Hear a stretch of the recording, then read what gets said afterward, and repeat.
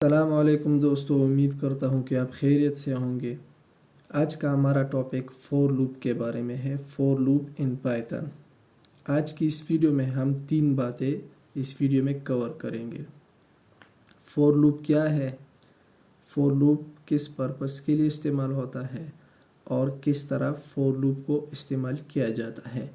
तो ये 3 बातें इस वीडियो में विद एग्जांपल्स कवर की जाएंगी। तो फॉर लूप क्या है, डिफिनीशन से शुरू करते हैं। The for loop is used in the case where we want to execute block of codes repeatedly.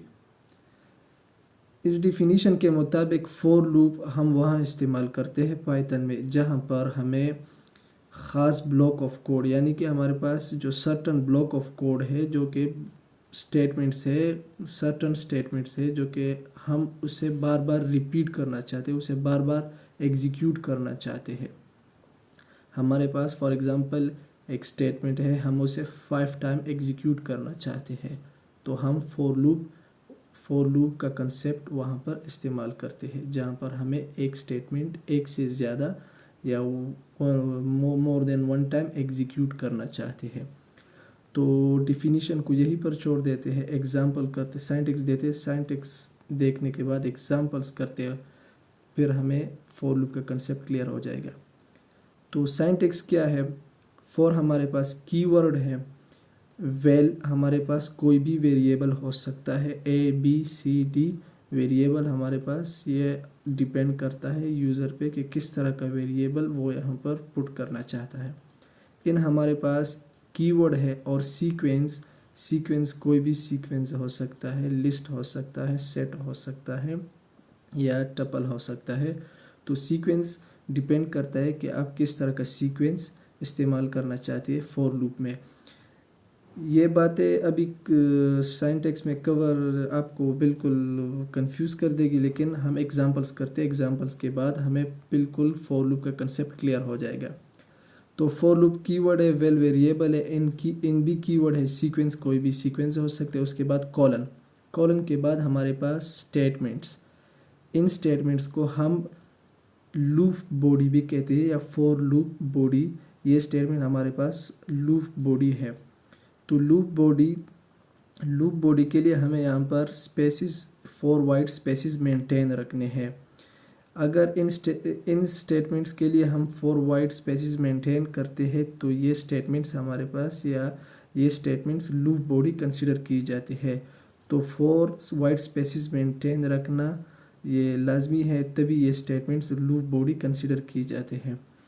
तो हमारे पास इसके बाद एल्स बॉडी है, फिर कॉलन है, और उसका एल्स बॉडी की हमारे पास स्टेटमेंट है जिसे हम एल्स बॉडी कहते हैं। किस तरह काम करता है ये साइंटेक्स में देखते हैं।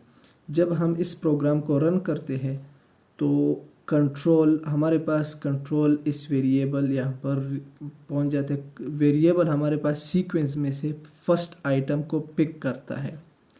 ये वेरिएबल सीक्वेंस में से फर्स्ट आइटम को पिक करता है।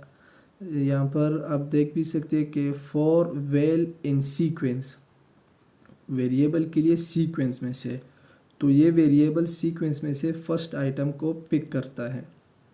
पिक करने के बाद उस आइटम के लिए ये बॉडी एग्जीक्यूट कर देता है। एग्जीक्यूट करने के बाद कंट्रोल फिर से फॉर की तरफ मूव करता है और वेरिएबल सीक्वेंस में से नेक्स्ट आइटम को पिक करता है। नेक्स्ट आइटम के लिए फिर से हमारे पास ये बॉडी एग्जीक्यूट कर देता है, फॉर बॉडी एग्जीक्यूट कर देता है। एग्जीक्यूट करने के बाद कंट्रोल फिर से मूव करता है फॉर की तरफ और ये वेरिएबल सीक्वेंस में से थर्ड आइटम को पिक करता है।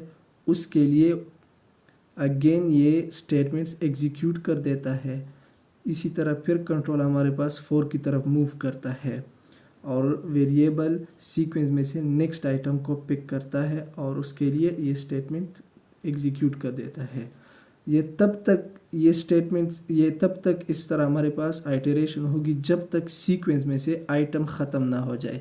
जब कंट्रोल यहाँ पर मूव करता है और वेरिएबल सीक्वेंस में से आइटम पिक करता है, लेकिन सीक्वेंस में से हमारे पास कोई आइटम ना रहे, आइटम ख़त्म हो जाए, ये वेरिएबल सब आइटम के लिए ये बॉडी एग्जीक्यूट कर चुका हो और यहाँ पर कोई दूसरा आइटम ना हो, तब ये हमारे पास कंट्रोल एल्स की तरफ मूव करता है, शिफ्ट हो जाता है और एल्स बॉडी एग्जीक्यूट कर देता है। एल्स बॉडी तभी एग्जीक्यूट होगी जब हमारे पास सीक्वेंस में से कोई आइटम ना रहे, सीक्वेंस बिल्कुल फिनिश हो जाए, एम्प्टी रह जाए, सीक्वेंस एम्प्टी हो जाए, तब हमारे पास एल्स बॉडी एग्जीक्यूट होगी। मतलब जब हमारे पास जब फोर लूप टर्मिनेट हो जाए, बिल्कुल फिनिश हो जाए, ख़त्म हो जाए, यहाँ पर सीक्वेंस में कोई आइटम ना रहे, तब हमारे पास एल्स बॉडी एग्जीक्यूट होगी। एल्स ऑप्शनल है, आप इस्तेमाल भी कर सकते हैं या आप इस्तेमाल नहीं भी कर सकते हैं। तो अब इसकी जो फ्लो चार्ट है वो देखते हैं, फिर कंसेप्ट क्लियर हो जाएगा। जब कंट्रोल यहाँ से मूव करता है, हमारे पास ये सीक्वेंस है, आप देख सकते हैं कि वेरिएबल सीक्वेंस में फर्स्ट आइटम को पिक करता है। तो ये हमारे पास सीक्वेंस है, सीक्वेंस में यहाँ पर आइटम चेक किया जाता है कि आइटम मौजूद है या नहीं। जब आइटम अगर हो तो उस आइटम के लिए हमारे पास बॉडी ऑफ लूप बॉडी जो है, फॉर लूप बॉडी जो है वो एग्जीक्यूट कर देता है। एग्जीक्यूट करने के बाद कंट्रोल फिर से सीक्वेंस की तरफ मूव करता है। इसी तरह ये लूप बॉडी एग्जीक्यूट करने के बाद कंट्रोल सीक्वेंस की तरफ मूव करता है और वेरिएबल या सीक्वेंस में से नेक्स्ट आइटम को पिक करता है। तो जब ये लूप बॉडी एग्जीक्यूट हो जाती है, कंट्रोल मूव करता है अगेन सीक्वेंस की तरफ। सीक्वेंस यहाँ पर एक और आइटम चेक किया जाता है, अगर सीक्वेंस में नेक्स्ट आइटम मौजूद है तो उस नेक्स्ट आइटम के लिए लूप बॉडी फिर से अगेन एग्जीक्यूट हो जाती है। इसे एग्जीक्यूट करने के बाद कंट्रोल फिर से मूव करता है यहाँ पर सीक्वेंस में आइटम चेक करने के लिए। अगर आइटम मौजूद है तो लूप बॉडी अगेन एग्जीक्यूट कर देता है। एग्जीक्यूट करने के बाद हमारे पास कंट्रोल फिर से सीक्वेंस की तरफ मूव करता है। अगर सीक्वेंस में यहाँ पर कोई भी आइटम ना रहे, सीक्वेंस एम्प्टी हो जाए, सारे आइटम के लिए बॉडी एग्जीक्यूट हो चुकी हो और यहाँ पर नेक्स्ट आइटम ना रहे, तो लास्ट आइटम रीच्ड, जब हमारे पास बिल्कुल लास्ट आइटम पहुँच जाए यानी कि आइटम ख़त्म हो जाए, तो कंट्रोल हमारे पास एग्जिट हो जाते हैं और यहाँ पर एल्स बॉडी एग्जीक्यूट हो जाती है। एल्स एग्जीक्यूट करने के बाद हमारे पास लूप एग्जिट हो जाता है। तो यही लॉजिक है और इसी तरह फॉर लूप काम करता है। अच्छा, तो कुछ एग्जांपल करते हैं, उसके बाद हम देखते हैं कि फॉर लूप क्या है। तो फॉर लूप हम किस लिए इस्तेमाल करते हैं, तो अब ये इस पे ज़रा नज़र रखते हैं कि किस तरह फॉर लूप इस्तेमाल करते हैं। हमारे पास कई सिचुएशन ऐसी होती है कि हम जहाँ पर एक लाइन ऑफ कोड को बार बार एग्जीक्यूट करना चाहें। फॉर एग्ज़ाम्पल, हम हेलो वर्ड ये हम 5 टाइम एग्जीक्यूट करना चाहते हैं, तो इसके लिए हम क्या करते हैं, हम इसके लिए 5 time hello word print function में इस्तेमाल करते हैं। जैसा कि आप देख सकते हैं यहाँ पर हमने हेलो वर्ड 5 टाइम इस्तेमाल किया, हेलो वर्ड। तो इस 5 टाइम एग्जीक्यूट करने के लिए हमने 5 टाइम प्रिंट फंक्शन इस्तेमाल किया है। तो इसे रन करने के बाद आप देख सकते हैं कि हमें हेलो वर्ल्ड 5 टाइम एग्जीक्यूट या प्रिंट हो गया। लेकिन अगर सिचुएशन ऐसी है कि आपको 100 या 50 टाइम या 150 टाइम, तो कई बार सिचुएशन ऐसी होती है कि एक लाइन ऑफ कोड को आपको उसे 50 टाइम या 100 टाइम एग्जीक्यूट करना पड़ता है, लेकिन 100 टाइम सेम कोड को लिखना मुश्किल हो जाता है और ये मुश्किल हो जाते हैं। तो इसी पर्पस के लिए हम ऐसा नहीं कर सकते, हम उसी एक स्टेटमेंट को फॉर लूप के हवाले कर देते हैं और वो हमारे लिए हमारे रेंज के मुताबिक वो एग्जीक्यूट करता है। जितना हम रेंज देते हैं उतना ही वो एग्जीक्यूट कर देता है। फॉर एग्ज़ाम्पल, यहाँ पर हम चाहते हैं कि हेलो वर्ल्ड हमारे लिए 5 टाइम एग्जीक्यूट हो, लेकिन अगर हम चाहते हैं कि हमारे लिए 100 टाइम एग्जीक्यूट हो, तो हम इसी कोड को 100 टाइम लिख सकते हैं, तभी हम 100 टाइम हेलो वर्ल्ड को प्रिंट कर सकते हैं। लेकिन फॉर लूप के थ्रू हम ये सिंपल रेंज हम इसके लिए जो रिक्वायर्ड रेंज है वो पुट करते हैं और इसे एग्जीक्यूट करते। तो आप देख सकते हैं कि हमारे लिए हेलो वर्ल्ड 50 टाइम एग्जीक्यूट हो गया। तो ये जो है ये हमारे पास ये लूप फॉर लूप बॉडी है, ये हमारे पास फॉर कीवर्ड है, आई हमारे पास वेरिएबल, यहाँ पर हम ए भी दे सकते हैं, यहाँ पर हम बी भी दे सकते हैं, यहाँ पर यू कुछ भी दे सकते हैं, वेल भी यहाँ पर दे सकते हैं। तो किस तरह काम करते हैं अब इसको ज़रा देखते हैं। जब हम इसको रन करते हैं, इस कोड को रन करते हैं, तो कंट्रोल हमारे पास ए वेरिएबल जो है सीक्वेंस में से ये हमारे पास रेंज जो है रेंज पे ज़रा नज़र रखते कि रेंज क्या है। रेंज हमारे पास एक इनबिल्ट फंक्शन है, हमारे पास थ्री आर्गूमेंट्स इसमें इस्तेमाल होते हैं, स्टार्ट, स्टॉप और स्टेप साइज। स्टार्ट से मुराद है, स्टार्ट का मतलब यह है स्टार्ट कि ये रेंज किस वैल्यू से स्टार्ट होनी चाहिए, और स्टॉप से मुराद कि ये किस पॉइंट पे स्टॉप या किस नंबर पे स्टॉप है या किस नंबर तक ये जा सकती है ये रेंज। और स्टेप साइज से मुराद कि किस स्टेप से ये रेंज जाता है। फॉर एग्ज़ाम्पल हम यहाँ पर एक वैल्यू पुट करते हैं, तो इसका मतलब है कि 0 से 6 तक रेंज हमेशा के लिए 0 से काउंट होता है। तो हमारे पास हेलो वर्ल्ड 6 टाइम एग्जीक्यूट हो गया और ये 0 से एग्जीक्यूट हो जाता है। तो आप यहाँ पर 0 मेंशन भी कर सकते हैं। अब फिर से हम इसे एग्जीक्यूट करते, तो आप देख सकते हैं हमारे पास ये 6 टाइम एग्जीक्यूट हो गया। अब हम चाहते हैं कि इसे स्टेप साइज भी दें। स्टेप साइज का मतलब है कि किस स्टेप से ये मूव करता है। तो वेरिएबल यहाँ पर क्या करता है, वेरिएबल यहाँ पर हमारे पास रेंज में से फर्स्ट आइटम को पिक करता है। फर्स्ट आइटम हमारे पास 0 है, 0 के लिए हमारे पास ये प्रिंट कर देता है। आप यहाँ पर इस हेलो वर्ल्ड को देख सकते हैं, ये हमारे पास 0 के लिए प्रिंट हुआ है। जब ये 0 के लिए प्रिंट हो जाता है, कंट्रोल मूव करता है 4 की तरफ और ये ए वेरिएबल दोबारा से अगेन यहाँ पर नेक्स्ट वैल्यू पिक करता है। नेक्स्ट वैल्यू क्या है, नेक्स्ट वैल्यू हमारे पास 1 है, 0 के बाद 1 है। तो 1 यहाँ पर हमारे पास जो ए है वो 1 पिक करता है, 1 के लिए ये एग्जीक्यूट कर देता है हेलो वर्ल्ड। तो आप यहाँ पर देख सकते हैं कि यह सेकंड जो हेलो वर्ल्ड है ये हमारे लिए 1 के लिए एग्जीक्यूट हुआ है। इसके बाद कंट्रोल फिर से मूव करता है और 3 पिक करता है। 3 पिक करने के बाद हमारे पास ये 3 के लिए एग्जीक्यूट करता है। इसके बाद हमारे पास कंट्रोल फिर से मूव करता है 4 की तरफ और ये ए वेरिएबल यहाँ पर 4, इसी तरह 5। जब 5 पर ये हमारे पास 5 आइटम तक ए वेरिएबल इसे एग्जीक्यूट कर देता है। ये 5 है, ये 5 के लिए, ये हेलो वर्ल्ड 5 के लिए एग्जीक्यूट हुआ है। 6 हमारे पास काउंट नहीं होता, 6 हमारे पास इंक्लूड है।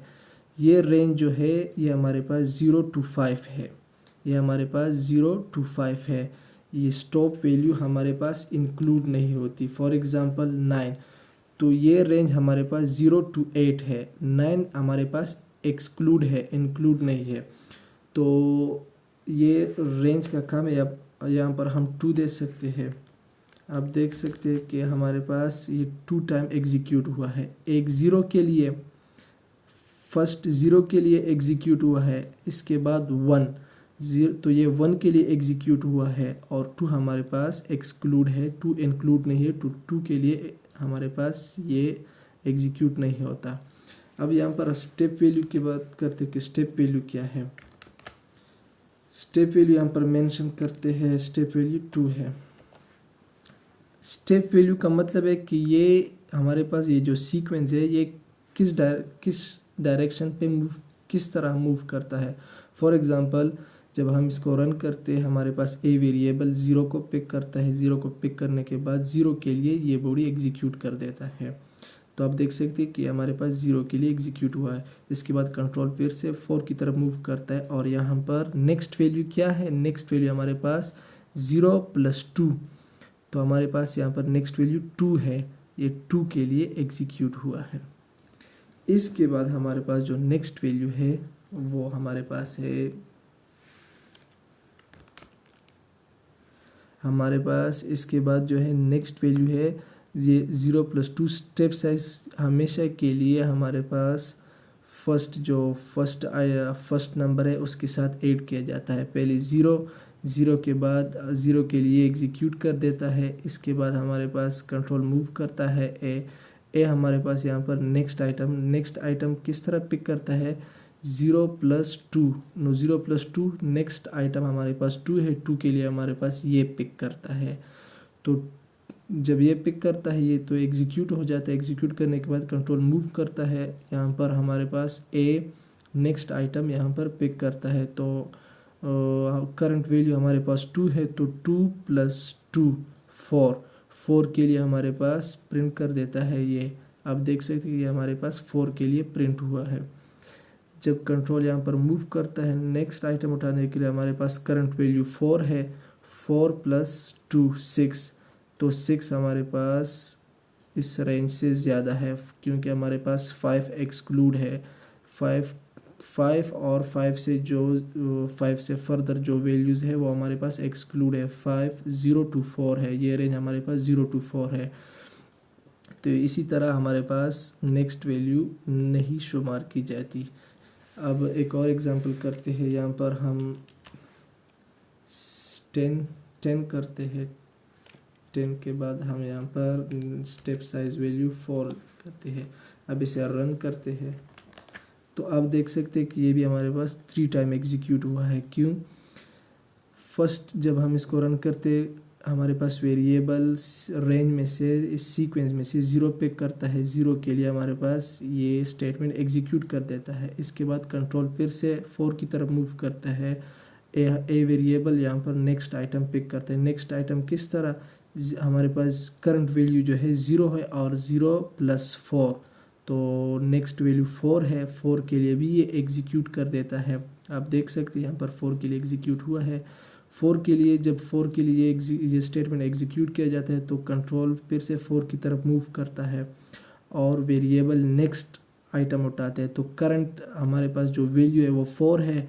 4+4 हमारे पास 8 रिजल्ट है। ये नेक्स्ट आइटम जो है वो हमारे पास 8 है, तो 8 के लिए ये स्टेटमेंट एग्जीक्यूट कर देता है। आप यहाँ देख सकते हैं कि हमारे पास 8 के लिए तो कंट्रोल फिर से मूव करता है। मूव करने के बाद हमारे पास जो ए वेरिएबल है वो रेंज में से नेक्स्ट आइटम को उठाता है। हमारे पास करंट जो वैल्यू है वो 8 है। 8+4, तो 8+4 12, तो 12 हमारे पास एक्सक्लूड है। या 12 जो है ये इंक्लूड नहीं है। हमारी रेंज 10 तक है और 10 हमारे पास एक्सक्लूड है। हमारी रेंज 0 to 9 है। 10 11 12 13 एंड सो ऑन ये हमारे पास एक्सक्लूडेड है, इंक्लूड नहीं है। तो इसके बाद हम यहाँ पर ए की वैल्यू प्रिंट करते हैं। तो हम क्या प्रिंट, अब यहाँ पर हम ए की वैल्यू ज़रा प्रिंट करते हैं और देखते हैं क्या प्रिंट होते हैं। और स्टेप वैल्यू को हम आप देख सकते हैं कि जब हम इसको रन करेंगे वेरिएबल जो हमारे पास है यहाँ पर पहले 0 पिक करेगा। 0 पिक करने के बाद हमारे पास ये ए वेरिएबल को प्रिंट कर देगा। ए की वैल्यू क्या है, 0 है। तो आप देख सकते हैं ए की वैल्यू 0 है। यहाँ पर ए वेरिएबल यहाँ पर 0 पिक करता है। 0 के लिए ये बॉडी एग्जीक्यूट करते हैं। ये बॉडी हमारे पास यहाँ पर हम ए को प्रिंट करना चाहते हैं, तो ए की हमारी करंट वैल्यू 0 है। उसके बाद कंट्रोल फिर से मूव करता है 4 की तरफ। ए वेरिएबल इस रेंज में से नेक्स्ट आइटम को पिक करता है। तो करंट वैल्यू हमारे पास 0 है। 0+4, तो 4 रिजल्ट 4 है। 4 के लिए ये स्टेटमेंट हमारे पास प्रिंट करता है या एग्जीक्यूट करता है। आप देख सकते हैं कि यहाँ पर 4 प्रिंट हो गया। कंट्रोल फिर से 4 की तरफ मूव करता है और वेरिएबल रेंज में से नेक्स्ट आइटम को पिक करता है। करंट वैल्यू हमारे पास 4 है और स्टेप साइज को ऐड करती है। तो 4+4 8, हमारे पास 8 प्रिंट हो गया। ये स्टेटमेंट 8 के लिए प्रिंट या एग्जीक्यूट हो गई। इसके बाद जब हम कंट्रोल यहाँ पर नेक्स्ट मूव करते हैं, यहाँ पर मूव करने के बाद हमारे पास करंट वैल्यू 8 है। वेरिएबल रेंज में से नेक्स्ट वैल्यू पिक करेगा। करंट वैल्यू 8 है। 8+4 12, तो रेंज हमारा 0 to 9 है। 10 भी एक्सक्लूडेड है, 10 भी हमारे पास इंक्लूड नहीं है। तो 10 11 12 एंड सो ऑन हमारे पास एक्सक्लूडेड है। रेंज हमारे पास यहीं तक है। आप यहाँ पर देख सकते हैं कि 0 to 9 है। 0 to 9 हमारे पास ये रेंज जो है 0 to 9 है, हमारे पास 10 एक्सक्लूडेड है। इसके बाद हम एल्स बॉडी ज़रा इस बॉडी पे भी थोड़ा कंसेप्ट क्लियर करते हैं।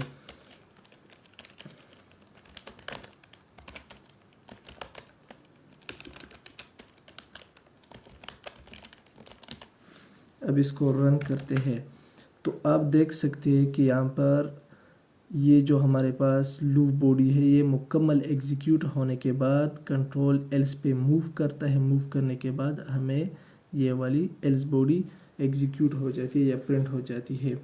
तो फॉर लूप का यही कंसेप्ट है कि किस तरह फॉर लूप काम करता है, किस तरह हम इसे इस्तेमाल कर सकते हैं। आप यहाँ पर n नंबर स्टेटमेंट भी दे सकते हैं, आप यहाँ पर कुछ भी दे सकते हैं, आप यहाँ पर कुछ भी दे सकते हैं। जितने कोड आप एग्जीक्यूट करना चाहते हैं n नंबर ऑफ कोड आप यहाँ पर दे सकते हैं। तो आप देख सकते हैं कि एक एक कोड हमारे पास एग्जीक्यूट हो गई। हम फॉर लूप हमारे पास एक डीप कंसेप्ट है, तो इसके बारे में हम नेक्स्ट वीडियो जो हमारे पास है वो भी बनाएंगे ताकि इसको फिर मज़ीद समझा जाए। तो आज के लिए इतना ही, उम्मीद करता हूँ कि वीडियो आपको पसंद होगी।